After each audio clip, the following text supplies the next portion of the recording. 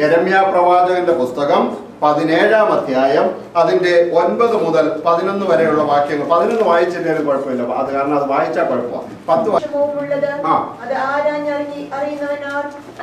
ഹൃദയം എല്ലാറ്റിനേക്കാളും കപടവും വിഷമാണോ വിഷമമാണ്? രണ്ടായാലും കുഴപ്പമില്ല. വിഷമമുള്ളത് വായിച്ചോ. അത് ആരാഞ്ഞറിയുന്നവനാ? യഹോവയായ ഞാൻ ഹൃദയത്തെ ശോധന ചെയ്ത് അന്തരംഗങ്ങളെ പരീക്ഷിച്ച് ഓരോരുത്തനും അവനവന്റെ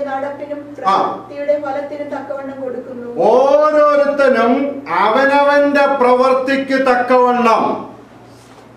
ഓരോരുത്തന് അവനവന്റെ പ്രവൃത്തിക്ക് തക്കവണ്ണം. അടുത്ത വാക്യം കൂടെ ഒന്ന് വായിച്ചാൽ ഏതായാലും കിടക്കട്ടെ. ന്യായമായിട്ടല്ലാതെ ധനം സമ്പാദിക്കുന്നവൻ താൻ ഇടാത്ത മുട്ട ജയമോളെ കുഴപ്പരുത്. അല്ലാതെ പണം സമ്പാദിക്കുന്നവൻ, ന്യായമായിട്ടല്ലാതെ ധനം സമ്പാദിക്കുന്നവൻ താൻ ഇടാത്ത മുട്ട പൊരുന്നിരിക്കുന്ന തിത്തിരി പക്ഷിയെ പോലെ. അവന്റെ അവസാനം കൂടെ ഒന്ന് വായിച്ചേ. അവന്റെ മധ്യായുസ്സെങ്കിൽ അത് അവനെ വിട്ടുപോകും, ഒടുക്കം അവൻ ഭോഷനായിരിക്കും. ആമേൻ. വ്യാഖ്യാനം ആവശ്യമില്ലല്ലോ. ഹൃദയം എല്ലാറ്റിനേക്കാളും കപടമുള്ളത്. ഇനി ഞാൻ പറയാൻ പോകുന്ന കാര്യം നിങ്ങളിൽ ചിലരെ പത്രം വായിച്ചിട്ടുണ്ടെങ്കിൽ വായിച്ചു കാണും, ഇല്ലെങ്കിലും കേട്ടോളുക. നടന്ന സംഭവമാണ്. പ്രസംഗം പൊലിപ്പിക്കാൻ വേണ്ടി കള്ളം പറയുമല്ല, നടന്ന സംഭവമാണ്. കേൾക്കുക. എറണാകുളത്ത്, നിങ്ങളുടെ ജില്ലയാ, നമ്മുടെ വലിയ കുഞ്ഞിന്റെയൊക്കെ എനിക്ക് നല്ല മൂടാവായിട്ട്. എറണാകുളം ജില്ലയിലാണെന്നാണ് എൻ്റെ ഓർമ്മ. ഒരു ആയുർവേദ ഡോക്ടർ, ഒരു ചെറുപ്പക്കാരൻ, അവനൊരു പാവപ്പെട്ട വീട്ടിൽ നിന്ന് ആയുർവേദ ഡോക്ടറായി ഒരു ആയുർവേദ ഹോസ്പിറ്റലിൽ ജോലി ചെയ്യുകയാണ്. അവന്റെ ദേശത്തുള്ള സകല മനുഷ്യർക്കും എന്തെങ്കിലും അതുപോലുള്ള ഒരു അത്യാവശ്യം പകലോ രാത്രിയോ അവനുള്ളപ്പോൾ ഉണ്ടായാൽ അവനെ പോയാണ് കാണുന്നത്. അവനെ പോയി കാണും, അവൻ മരുന്ന് കൊടുക്കും. പലരിൽ നിന്നും അവൻ പണം വാങ്ങിക്കത്തില്ല. വളരെ സാക്ഷ്യമുള്ള ഒരു യൗവനക്കാരൻ അവരുടെ ദേശത്ത്, അവരുടെ ആ ലൗകികമായ ആ അർത്ഥത്തിൽ. ഒരു ദിവസം വൈകിട്ട് അയാളുടെ അടുക്കല് ഒരു മനുഷ്യൻ ഓടി വന്നു. എൻ്റെ ഭാര്യയ്ക്ക് ഭയങ്കര വയറ്റുവേദനയാണ്, എന്തെങ്കിലും ഒരു മരുന്ന് തരണം എന്ന് പറഞ്ഞു. ഇയാള് അകത്ത് കയറി ഏതോ ചില മരുന്നുകളൊക്കെ കൂടെ ചേർത്ത് ഈ പുള്ളിക്കാരൻ്റെ കൊടുത്തിട്ട് പറഞ്ഞു, ഇന്ന പോലൊക്കെ കൊടുക്കണം, ഇന്ന കാര്യങ്ങളൊക്കെ ചെയ്യണം എന്ന് പറഞ്ഞ മരുന്ന് കൊടുത്തു വിട്ടു. ആരെങ്കിലും വായിക്കാൻ കേട്ടോ? ഒരാളെങ്കിലും ഉണ്ട്. ആമേൻ. ഇയാള് ഈ മരുന്നുമായിട്ട് ഈ മനുഷ്യൻ പോയി. രാത്രി ഒരു 8-10 മണിയായപ്പോൾ ആ ദേശത്തു നിന്ന് ഒരു 10-15-20 ആളുകള് ഈ ചെറുപ്പക്കാരൻ ഡോക്ടർ വീട്ടിൽ വന്നിട്ടൊക്കെ ബഹളം തുടങ്ങി. എന്നാ മരുന്നാ നീ കൊടുത്തു വിടുന്നത്? എന്തോ ഇവിടെ നടക്കുന്നതുണ്ട്. ആ മരുന്ന് കഴിച്ച സ്ത്രീയുണ്ട്, അവര് ആശുപത്രിയിലാ, ജീവനും മരണത്തിനും ഇടയ്ക്ക് കിടന്ന് ഒരു പോരാട്ടം നടത്തുക എന്ന് പറഞ്ഞു. ഈ സാധുവായ മനുഷ്യൻ എന്ത് ചെയ്യുന്നറിയാം? അയാൾ കൊടുത്ത മരുന്നാണെന്ന് ഉറപ്പുള്ളതുകൊണ്ട് അയാൾ പറഞ്ഞു, എൻ്റെ മരുന്ന് കുടിക്കുന്ന ഒരു മനുഷ്യനും അങ്ങനെ സംഭവിക്കത്തില്ലെന്ന് എനിക്ക് ഉറപ്പുണ്ട്, സംശയമുണ്ട്, ഞാൻ കാണിക്കാമെന്ന് പറഞ്ഞ് അവൻ അതിലൊരു അല്പം എടുത്തു കുടിച്ചു. ഇയാൾ കൊടുത്തുവിട്ട മരുന്ന് അവർ തിരിച്ചു കൊണ്ടുവന്നു. അത് അഴുക്കാണെന്ന് പറഞ്ഞ്, അത് അഴുക്കല്ല, നല്ലതാണെന്ന് സ്ഥാപിക്കാൻ വേണ്ടി ആ ഡോക്ടർ അതിലൊരു അല്പം എടുത്ത് കുടിച്ചു. അന്നേരം മയങ്ങി വീണു. ഇതുവരെ അവൻ ഉണർന്നിട്ടില്ല.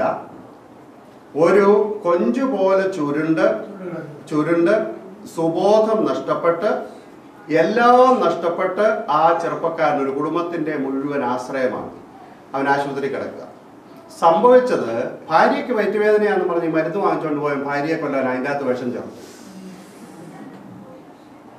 കാരണം അപ്പം വൈദ്യം തന്ന മരുന്നാണ്, അത് വിഷമായിരുന്നു. അങ്ങനെ അബദ്ധത്തിൽ സംഭവിച്ചതാണെന്ന് വരുത്താൻ വേണ്ടി ആ സ്ത്രീക്ക് കൊടുത്തതാണ്. പക്ഷെ അവര് മരണത്തിൽ നിന്ന് രക്ഷപ്പെട്ടു, അവര് മരിച്ചില്ല. ഈ മനുഷ്യൻ എന്നേക്കുമായിട്ട് അബോധാവസ്ഥയിൽ ഇനി ഒരിക്കലും രക്ഷപ്പെടാത്ത പോലെ കിടക്കുകയാണ്. സംഭവിച്ചത്, സ്വന്തം ഭാര്യയെ കൊല്ലാൻ ഒരുത്തൻ മരുന്നിൻ്റെ അകത്ത് വിഷം ചേർത്തതാണ്. ഈ പാവപ്പെട്ടവൻ അതറിഞ്ഞില്ല. ഹൃദയം എല്ലാറ്റിനേക്കാളും കാപട്യമുള്ളത് അവൻ അറിഞ്ഞില്ല. നമുക്ക് ആർക്കും അറിയത്തില്ല നമ്മുടെ അടുത്തിരിക്കുന്നവരുടെ ഹൃദയം എങ്ങനെയാണ്. അറിയേണ്ട ആവശ്യവുമില്ല. അറിയാതിരിക്കുന്നത് എത്രയും നല്ലത്. ദാവീദ് ആരാമൻ പറഞ്ഞു? ദാവീദ്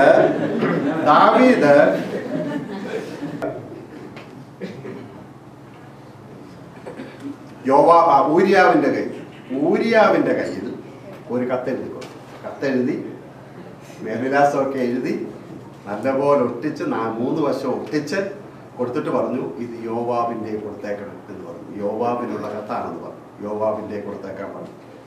ഈ ചെറുപ്പക്കാരനൊന്നും അറിയാതെ ആ കത്ത് വാങ്ങിച്ച് വഴിയിൽ വെച്ച് നമ്മളൊക്കെയാണ് ചിലപ്പോൾ ഒന്ന് വായിച്ചു നോക്കും.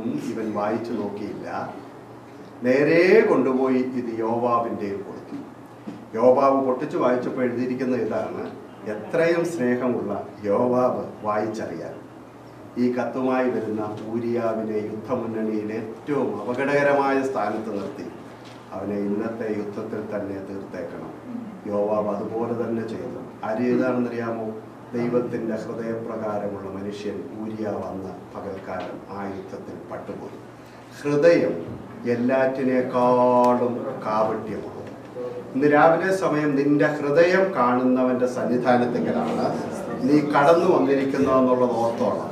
ഒരാൾ $1 സ്തോത്രകാഴ്ച ഇട്ടെന്നിരിക്കും, ഒരാൾ $5 ഇട്ടെന്നിരിക്കും, ഒരാൾ അപൂർവമായി $100 ഇട്ടെന്നിരിക്കും. എൻ്റെ ദൈവം ഈ ഡോളറൊന്നും കണ്ട് മഞ്ഞളിക്കുന്നവനല്ല. നിന്റെ വസ്ത്രം കണ്ടവൻ സന്തോഷിക്കുകയോ സന്തപിക്കുകയോ ചെയ്യുന്നവനല്ല. നിന്റെ ജീവിതത്തിന്റെ മറ്റു പ്രമാണങ്ങളൊന്നും എൻ്റെ ദൈവത്തിന് വിഷയമല്ല. രാവിലെ സമയം നീ ദൈവസന്നിധിയിലായിരിക്കുമ്പോൾ നിന്റെ ഹൃദയം എങ്ങനെയുള്ളത് എന്നോർത്തോണം. നിന്റെ സഹോദരനോട് നിന്റെ ഹൃദയം എങ്ങനെ, നിന്റെ ഭാര്യയോട് നിന്റെ ഹൃദയം എങ്ങനെ, നിന്റെ ഭർത്താവിനോട് നിന്റെ ഹൃദയം എങ്ങനെ, സർവശക്തനായ ദൈവത്തോട് നിന്റെ ഹൃദയം എങ്ങനെ എന്നുള്ള കാര്യം ഇന്ന് രാവിലെ സമയം ഓർത്തോണം. ദൈവത്തിന് ഇടപാടുള്ളത് നിന്റെ ഹൃദയവുമായിട്ടാണ്. വായിക്കാൻ നമുക്ക് മർക്കോസിന്റെ സുവിശേഷം, നമുക്ക് പരിചിതമായ വേദഭാഗമാണ്. 7-ാം അധ്യായം 20 മുതൽ 23 വരെയുള്ള വാക്യങ്ങളൊന്ന് വായിച്ചാൽ. അകത്ത് നിന്ന് മനുഷ്യരുടെ ഹൃദയത്തിൽ നിന്ന് തന്നെ ദുശ്ചിന്ത, വ്യഭിചാരം, പരസംഗം, കൊലപാതകം, മോഷണം, അത്യാഗ്രഹം, ദുഷ്ടത, ചതി, ദുഷ്കർമ്മം, വിടുക്കക്കണ്ണ്, ദൂഷണം, അഹങ്കാരം, മൂഢത എന്നിവ പുറപ്പെടുന്നു. ഈ ദോഷങ്ങളെല്ലാം അകത്തുനിന്ന് പുറപ്പെട്ട് മനുഷ്യനെ അശുദ്ധനാക്കുന്നു എന്ന് അവൻ പറഞ്ഞു. ഈ ദോഷങ്ങളെല്ലാം എവിടെ നിന്ന്? അകത്ത് നിന്ന് പുറപ്പെട്ട് 13 കാര്യങ്ങളാണ് മനുഷ്യന്റെ ഹൃദയത്തെ മലിനപ്പെടുത്തുന്നത്. അല്ലെങ്കിൽ ഹൃദയത്തിൽ നിന്ന് പുറപ്പെട്ടു വന്ന് മനുഷ്യനെ മലിനമാക്കുവാൻ കഴിയുന്ന 13 കാര്യങ്ങളാണ് അവിടെ എഴുതിയിരിക്കുന്നത്. മനുഷ്യനിൽ നിന്ന് പുറപ്പെടുന്നതത്രേ മനുഷ്യനെ അശുദ്ധനാക്കുന്നത്. എന്തൊക്കെയാണ്? അകത്ത് നിന്ന്, മനുഷ്യരുടെ ഹൃദയത്തിൽ നിന്ന് തന്നെ ദുശ്ചിന്ത, വ്യഭിചാരം, പരസംഗം, കുലപാതകം, മോഷണം, അത്യാഗ്രഹം, ദുഷ്ടത, ചതി, ദുഷ്കർമ്മം, വിടക്കുകണ്ണ്, ദൂഷണം, അഹങ്കാരം, മൂഢത എന്നിവ പുറപ്പെടുന്നു. ഈ ദോഷങ്ങളെല്ലാം അകത്തു നിന്ന് പുറപ്പെട്ട് മനുഷ്യനെ അശുദ്ധനാക്കുന്നു എന്നും അവൻ പറഞ്ഞു. ബാഹ്യമായിട്ടുള്ളതല്ല. ബാഹ്യമായിട്ടുള്ളത് നമ്മെ അശുദ്ധമാക്കുവാൻ കഴിയുന്ന വസ്തുക്കളുണ്ട്. അതല്ല ഇന്ന് രാവിലെ സമയം എൻ്റെ പ്രതിപാദ്യ വിഷയം. എന്നാൽ നമ്മുടെ ഹൃദയം ഇങ്ങനെയുള്ള ദുശ്ചിന്ത മുതൽ മറ്റുള്ളവരെ ചതിക്കുകയും നശിപ്പിക്കുകയും ചെയ്യുന്ന ദോഷവിചാരങ്ങൾ ഏതൊക്കെ ഉള്ളിൽ നിന്ന് പുറപ്പെടുന്നുവോ ഇതൊക്കെയാണ് മനുഷ്യനെ എന്താക്കി തീർക്കുന്നത്? അശുദ്ധി ഉള്ളവനാക്കി തീർക്കുന്നത്. ഒരു ദൈവ പൈതലിന്റെ ജീവിതത്തിന്റെ പ്രത്യേകത എന്താണെന്ന് ചോദിച്ചാൽ, നമ്മളും ഈ ലോകത്തിൽ തന്നെയാണ് ജീവിക്കുന്നത്. ഈ ലോകത്തിലുള്ള മനുഷ്യരോടൊപ്പമാണ് നമ്മൾ ജോലി ചെയ്യുന്നത്. സാധാരണക്കാരായ മനുഷ്യർ ഓടിക്കുന്ന ആ തെരുവിൽ കൂടെയാണ് നമ്മൾ വാഹനം ഓടിക്കുന്നത്. അവിടെ നമുക്ക് നമ്മുടേതായ പരിമിതികളുണ്ട്. ഞാൻ അതിനെക്കുറിച്ച് ബോധവാനാണ്. എന്നാൽ നമ്മുടെ ചിന്തയും നമ്മുടെ ഹൃദയവും ഒരു ദൈവ പൈതലിന് യോജിച്ചതായി തീരുമ്പോഴാണ് നമ്മുടെ നിത്യജീവിതത്തിൽ എന്തുണ്ടാകുന്നത്? വിശുദ്ധി ഉണ്ടാകുന്നത്. ഹല്ലേലൂയ. ആ വിശുദ്ധി, ധാർമ്മികമായ വിശുദ്ധി നമ്മുടെ ജീവിതത്തിൽ ഇല്ലെങ്കിൽ പിന്നെ നമ്മൾ രക്ഷിക്കപ്പെട്ടു എന്ന് പറയുന്നതിൻ്റെ അകത്ത് കാര്യമില്ല. ആ ധാർമ്മികമായ വിശുദ്ധി നമ്മുടെ ജീവിതത്തിൽ ഇല്ലെങ്കിൽ നമ്മുടെ ആരാധന കൊണ്ട് യാതൊരു പ്രയോജനവുമില്ല. നമ്മൾ ദൈവസന്നിധിയിലാണ്, പക്ഷെ ഒരിക്കലും നമുക്ക് ദൈവത്തെ കാണുവാൻ കഴിയുകയില്ല. എന്താ കാര്യം? ശുദ്ധീകരണം കൂടാതെ ആരും കർത്താവിനെ കാണുകയില്ല. ഹല്ലേലൂയ.